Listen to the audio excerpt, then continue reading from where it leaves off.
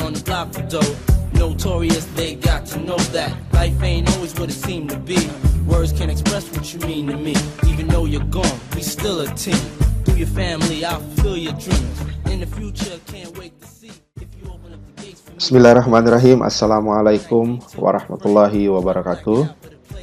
Ketemu lagi di channel Abi. Alhamdulillah, syukurillah.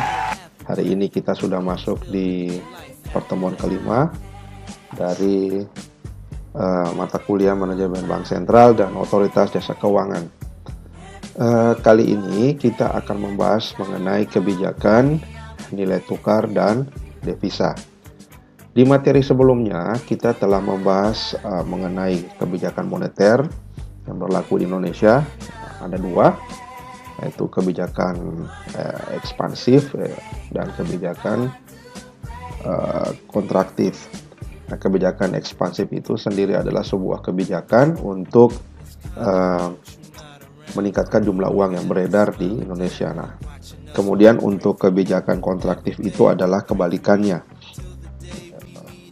yaitu kebijakan yang berupaya untuk menurunkan jumlah uang karena terlalu banyak beredar di Indonesia. Oke, kita sudah bahas.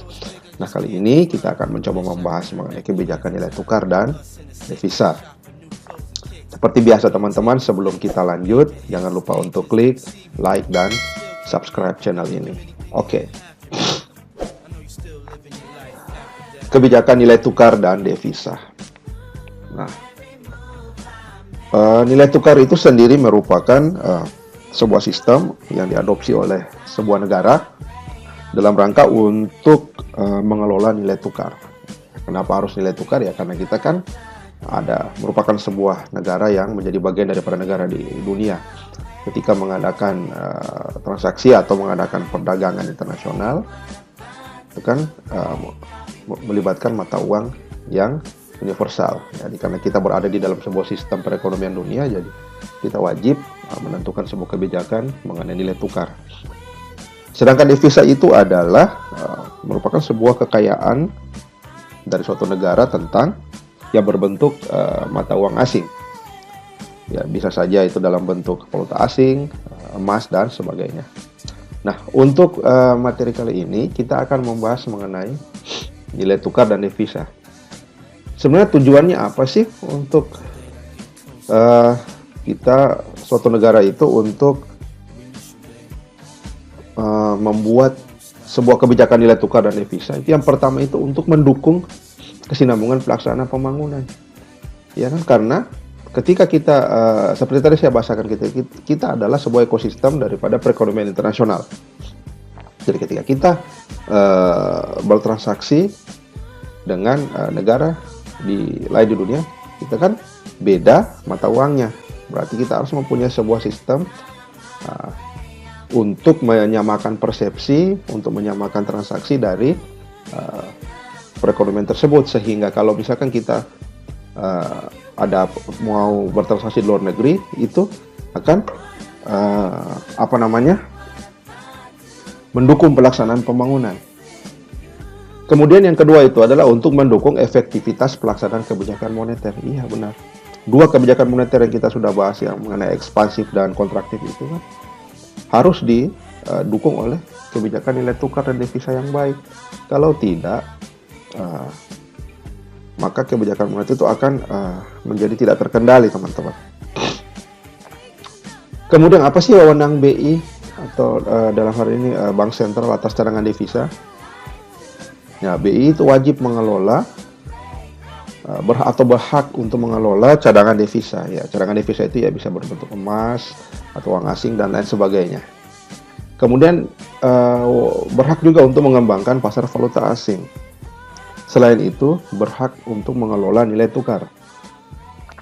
Nah, sistem nilai tukar dan lalu lintas devisa ini diatur dalam Undang-Undang Nomor 24 Tahun 1999 tentang lalu lintas devisa dan sistem nilai tukar. Jadi untuk kerangka hukumnya kebijakan nilai tukar dan devisa di Indonesia itu diatur lewat Undang-Undang Nomor 24 Tahun 1999. Baik, kita lanjut teman-teman. Nah, di slide ini kita akan melihat secara singkat bagaimana sejarah sistem devisa di Indonesia.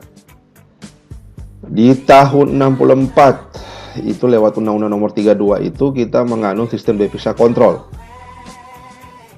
Seluruh devisa wajib diserahkan kepada negara untuk CQ-nya Bank Indonesia dan dikelompokkan devisa hasil ekspor dan devisa umum.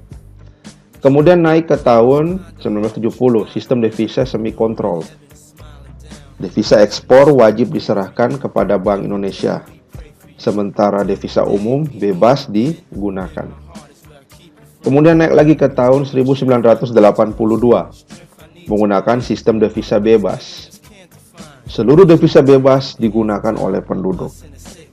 Kemudian di tahun 99 itu menegaskan kembali bahwa penegasan sistem devisa bebas dan monitoring lalu lintas devisa.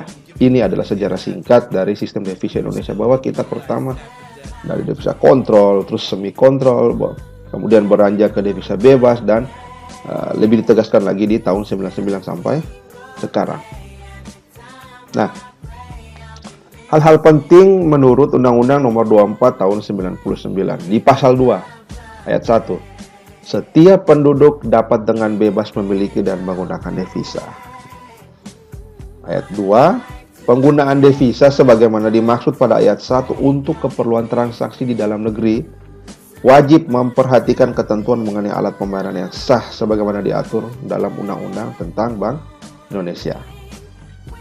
Di pasal 3, BI berwenang meminta keterangan dan data mengenai kegiatan lalu lintas devisa yang dilakukan oleh penduduk.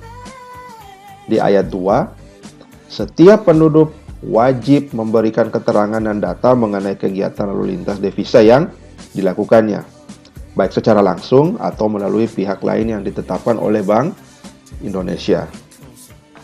Di ayat 4 teman-teman, di pasal 4 ayat 1, dalam rangka penerapan prinsip kehati-hatian, Bank Indonesia berhak untuk menetapkan ketentuan atas berbagai jenis transaksi devisa yang dilakukan oleh bank.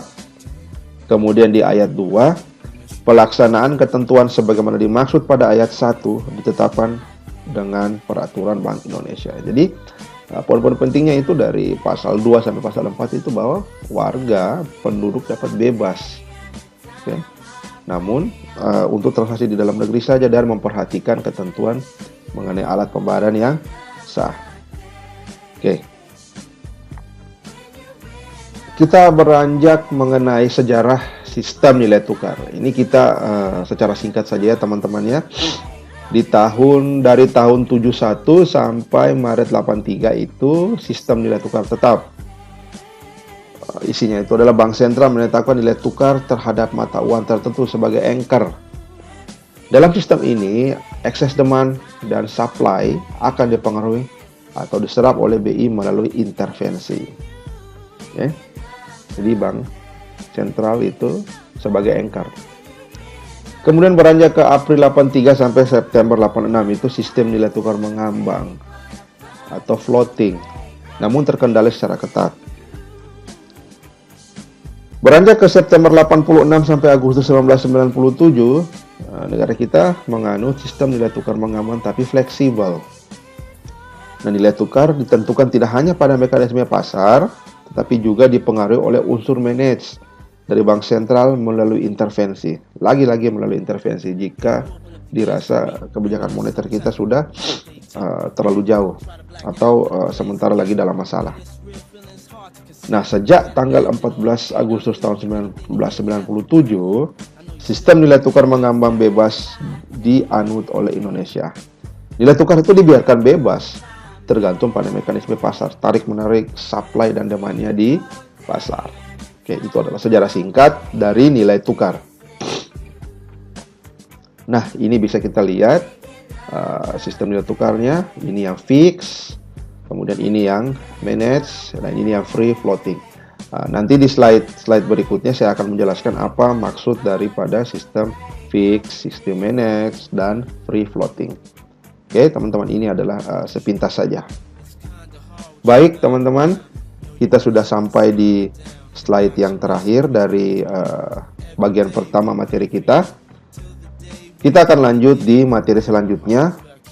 Saya harap apa yang saya sampaikan di materi pendahuluan ini, kawan-kawan mampu untuk memahami dengan baik, sehingga mampu dan dapat meningkatkan hasanah berpikir teman-teman. Terima kasih.